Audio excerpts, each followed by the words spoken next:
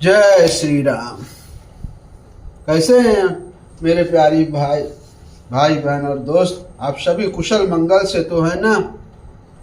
कुशल मंगल से ही होंगे। और आज हम श्री रामचरितमानस बाल कांड दोहा नंबर 123 से आगे की कथा सुनाएंगे। दोस्तों, हमारे पीछे की कथा में चल रही है कि माता पार्वती भगवान शिव से पूछ रही हैं श्री रामचंद्र जी के बारे में कि भगवान श्री रामचंद्र जी का जन्म क्यों हुआ। तो वही सब कथा भगवान भोलेनाथ बता रहे हैं माता पार्वती को कि जय और विजय ब्राह्मण के श्राप से 3 पीढ़ी तक उनको श्राप फलित हुआ है। तो उसके उनकी पूरी कथा, जय और विजय कौन कौन से राक्षस बने, फिर उनके दूसरे जन्म में कौन से राक्षस बने, तीसरे बार जब कौन से वो राक्षस बने, तो वही रावण और कुंभकर्ण तीसरी बार जब जन्म लिए तब रावण और कुंभकर्ण नामक बड़े बलवान और महावीर राक्षस हुए, जिन्हें सारा जगत जानता है। अब आगे कथा बहुत सुंदर है दोस्तों।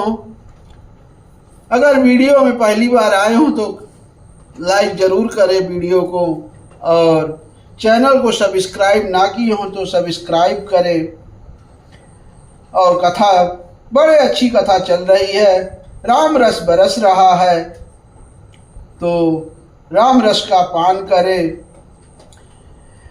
ए छल करी टार्योता सुब्रत प्रभु सुर कारज कीन, जब तही जाने मरम तब श्राप कोप करी दीन। अब प्रभु ने छल से उस स्त्री व्रत भंग कर देवताओं का काम किया, तब उस स्त्री ने यह भेद जाना, तब उसने क्रोध करके भगवान को श्राप दिया। ये वहां की कथा है दोस्तों। जब जालंधर जो दैत्य था, भगवान शिव भी उसे जल्दी हरा नहीं पा रहे थे, तो क्योंकि उनकी जो जालंधर की जो पत्नी थी बहुत पतिव्रता पत्नी थी। वो बताइए, एक पतिव्रता पत्नी के पति कितना भी पापी क्यों ना कुछ हो, लेकिन उसके पतिव्रता धर्म से, पत्नी की पतिव्रता धर्म से वो कितना शक्तिशाली हो गया था। वही कथा चल रही है। भगवान शिव बता रहे हैं माता पार्वती को, एतासु श्राप हरि दीन प्रमाना, कौतुक निधि कृपाल भगवाना, तहाँ जलंधर रावण भयऊ, अरन हति राम परम पद दयऊ। अब लीलाओं के भंडार कृपाल हरि ने उस स्त्री के श्राप को प्रमाण दिया, यानी स्वीकार किया। वह जलंधर उस कल्प में रावण हुआ, मतलब पहले जन्म में हिरण्याक्ष और हिरण्यकश्यप हुए, दूसरे जन्म में वो जलंधर हुआ। अब जलंधर के बाद ही जब उसकी मृत्यु हुई तब वही कौन बना? महापंडित, महाज्ञानी, महादैत्य राक्षस रावण। बहुत अच्छी कथा है। अब लीलाओं के भंडार कृपाल हरि ने उस स्त्री के श्राप को प्रमाण दिया, यानी स्वीकार कर लिया। वही जलंधर उस कल्प में रावण हुआ, जिसे श्री रामचंद्र जी ने युद्ध में मारकर परम पद दिया। एक जन्म कर कारण एहा, अजहि लगी राम धरी नर देहा। प्रति अवतार कथा प्रभु केरी, असुन मुनि बरनी कविन घनेरी। अब एक जन्म का कारण यह था जिससे श्री रामचंद्र जी ने मनुष्य देह धारण किया। हे भारद्वाज मुनि, सुनो, प्रभु के प्रत्येक अवतार की कथा का कवियों ने नाना प्रकार से वर्णन किया है। ए नारद श्राप दीन कबारा, कलप एक तहि लगी अवतारा। अगिरिजा चकित भई सुनि बानी, नारद विष्णु भगत पुनि ज्ञानी। बहुत सुंदर। अब एक और कथा है दोस्तों कि एक बार नारद जी ने श्राप दिया। एक कल्प में उसके लिए अवतार हुआ। यह बात सुनकर पार्वती जी बड़ी चकित हुई और बोली कि नारद जी तो विष्णु भक्त और ज्ञानी हैं, वो कैसे श्राप दे सकते हैं। ये भी बात बहुत सोचने वाली है। तो वही माता पार्वती भगवान शिव से पूछ रही हैं।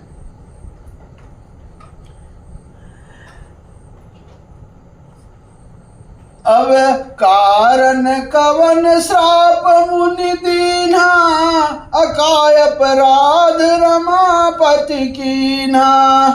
यह प्रसंग मोहि कहूँ पुरारी, मुनि मन मोह आचरज भारी।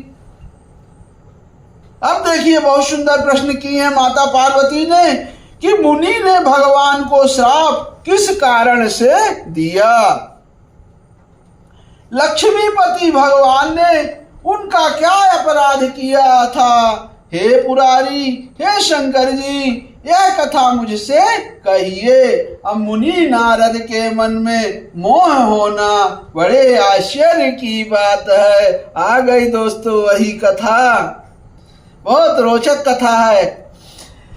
अब बोले बिहसी महेश तब, ज्ञानी मूढ़ न कोई। अजेहि जस रघुपति करहि जब, सो तस तेहि छन होई। तब महादेव जी हंस के कहते हैं, ना कोई ज्ञानी है ना कोई मूर्ख। अब श्री रघुनाथ जी जब जिसको जैसा करते हैं वह उसी क्षण वैसा ही हो जाता है। अब अगर हम कहें कि हम अपनी इच्छा से रामायण की कथा आप लोग को सुना रहे हैं, ये बात सही नहीं है। अगर भगवान श्री रामचंद्र जी चाह रहे हैं कि मैं आपको ये सब कथा सुनाऊं, तभी हो सकता है, तभी आप सुन रहे हैं। कहूँ राम गुण गात, भरद्वाज सादर सुनहु। अभव भंजन रघुनाथ भजू, तुलसी तज मन माद। अब यज्ञवालक जी कहते हैं कि हे भरद्वाज, मैं श्री रामचंद्र जी के गुणों की कथा कहता हूँ, आदर से सुनो। बाबा तुलसीदास कहते हैं, मान और मद को छोड़कर आवागमन का नाश करने वाले रघुनाथ जी को भजो। बोलो सियावर रामचंद्र की जय। बहुत सुंदर। अब आगे है कथा दोस्तों। हिमगिरि गुहा एक अति पावनी, अबह समीप सुरसरी सुहावनी। आश्रम परम पुनीत सुहावा, देखि देव ऋषि मन अति भावा। अब कहते हैं कि हिमालय पर्वत में एक बड़ी पवित्र गुफा थी। उसके समीप ही सुंदर गंगा जी बहती थी। वह परम पवित्र सुंदर आश्रम देखने पर नारद जी के मन को बहुत ही सुहावना लगा। ए निराखी सैल सर विपिन विभागा, अभयऊ रमापति पद अनुरागा।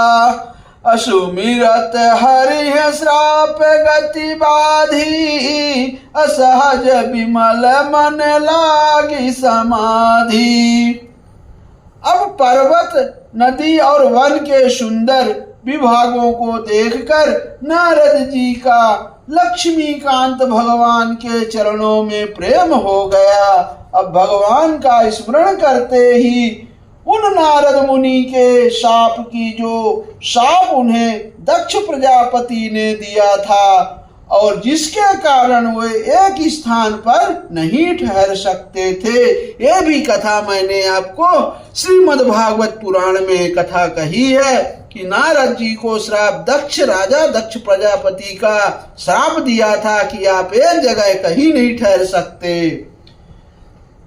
वो बिल्कुल सही बात, यहाँ रामचरितमानस में भी वही कथा लिखी हुई है दोस्तों।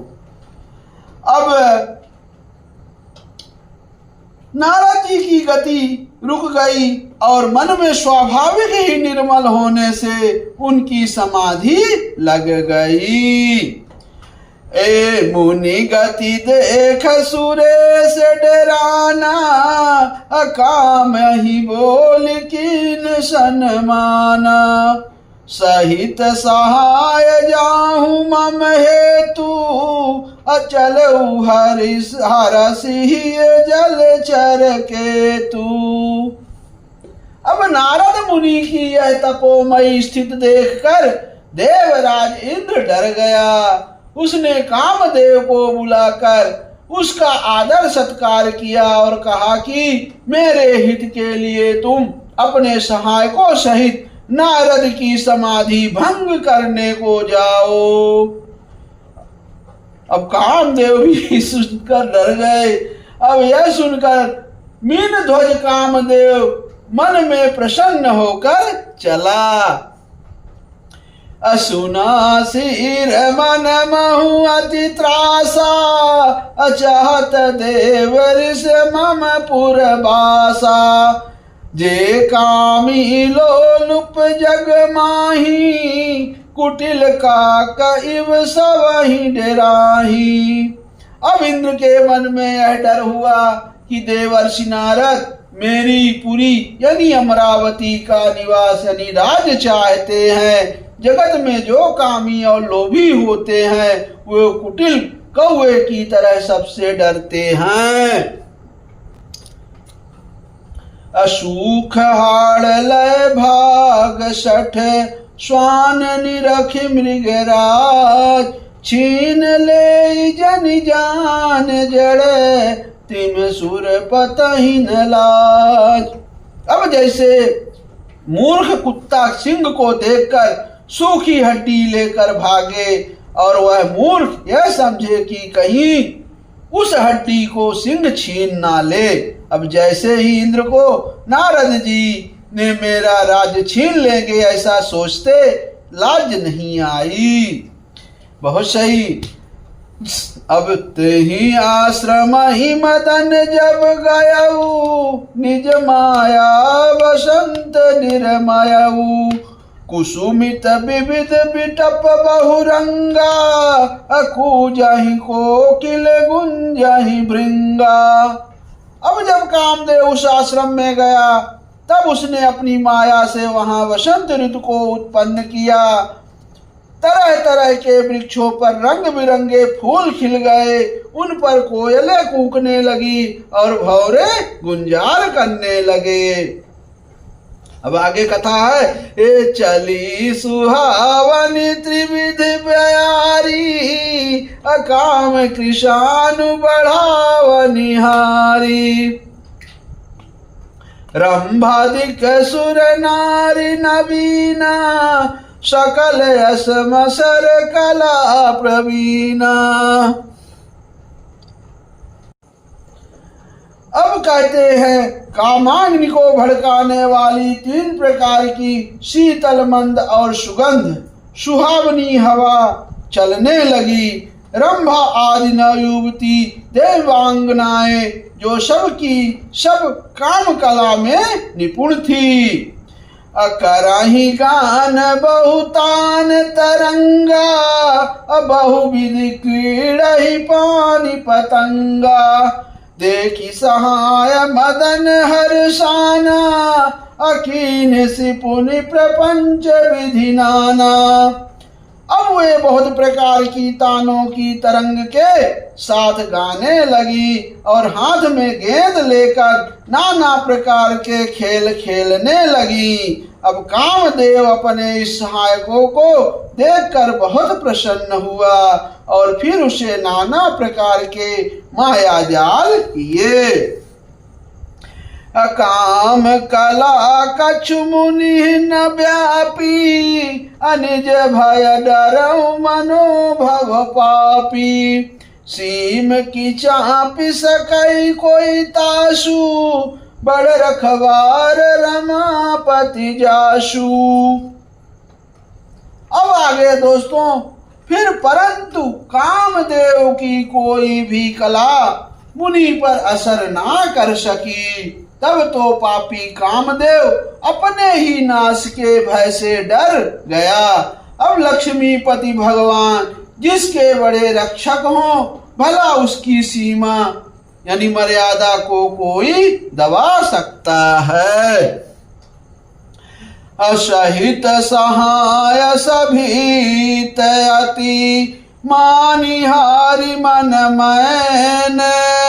अगहे सिजाई मुनि चरण तब, कही सुठियारत बैन।